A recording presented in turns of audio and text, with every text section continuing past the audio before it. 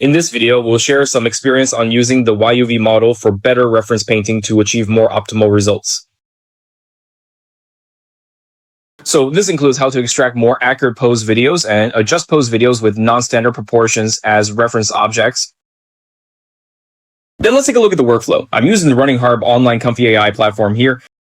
See the video capturing more accurate postures first. First, we need to load an original video for pose detection. So we started with open pose, then came DW open pose, but both have their pros and cons. For example, DW open pose sometimes can't detect some special angles, but open pose can. So here, we can combine the advantages and disadvantages of both by using a mixed node like my open pose node to create a more stable pose video. So this is how we get more accurate posture videos. In terms of workflow, I'm using the native implementation of Comfy UI from VACE. Based on my long-term observations, the native implementation of VACE in Comfy UI produces a reference image transfer effect that achieves higher similarity to the reference images compared to the KJ version. So in order to achieve similarity, we used a native implementation, downloaded a VACE model called Clip VACE, and utilized an accelerated version of COS-V, specifically the V2 version. This place isn't really used much by ACC video, and the effect is somewhat worse. Shift this value. The larger the difference between the width and height we're converting, the more it needs to be adjusted. Then this value should be adjusted upward accordingly. The lower it is, the lower value we can set it to. Two-word, meaning one VAC node in the video section. So this node, we've actually looked at it in detail before. In such scenarios involving reference transfers, a necessary input is our control video. I will directly load the preprocessed pose video here to save testing time, because applying two open pose models on top of each other greatly increases rendering time. The aspect ratio constraints are limited to within 1000 for width and height. For length, it's 4n+1, and I'm using 49 here.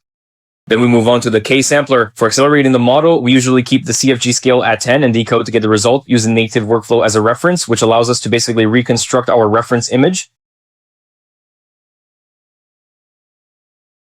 This is what I've confirmed through repeated testing.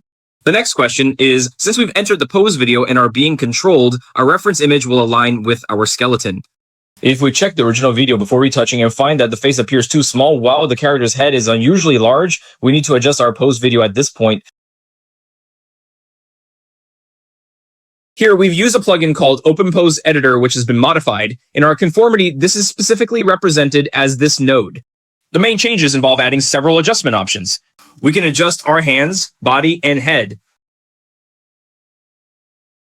For example, I noticed that the head in the reference image was quite large, so I set the head value to 2, making the head appear much bigger. By adjusting the proportions of the human body in this pose video, we can make our rendering results more realistic. Here's a detail to note. The scaling of this image of KJ has gone through several revisions.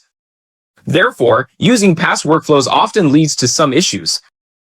Then we can use the right click to fix it. Then another point is that in the VAC process, most of the time we want to standardize our input, whether it's video or image, to a uniform aspect ratio. So let me explain my setup here. I will constrain the first image to a width and height of 1000 pixels while maintaining the aspect ratio. So it's essentially a constraint on the longest side, limiting it to within 1000. If the width and height can be divided by 16 without any cropping, then I'll use these as the width and height for the next image. For the next image, I won't keep the aspect ratio. Instead, I'll crop it to match the same width and height as before. This way, both images will have consistent dimensions.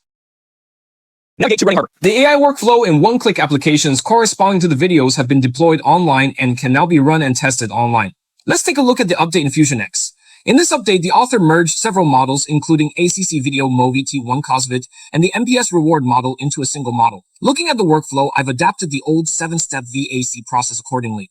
The main adjustment was setting the step count to 10 and CFG to 1, then loading the VAC model. You can see that it hasn't been renamed yet. After renaming, it becomes FusioniX. Whether it's ACC Video, COSVID, or the Reward, LoRa, they're all merged into the single model. Based on these 7 test results, I think for some image reference tasks, the generated images aren't as similar to the references as before. However, for other tasks like handtail expansion, texture generation, and tattoo video creation, there's almost no impact. This is because the model includes parts of the MoviNet, which performs less well at lower resolutions. But looking Looking at its performance, the issues aren't too severe. It's essentially adding an option to our model list. Most of the time, this channel shares open source models and projects, but closed source models are where RunningHub really shines. Many popular models' prices have been significantly reduced by it. Models like V2 Colors and Wanxiang have specifications that even beat the official public prices. Once you start using them, you'll realize how cost-effective they are over time.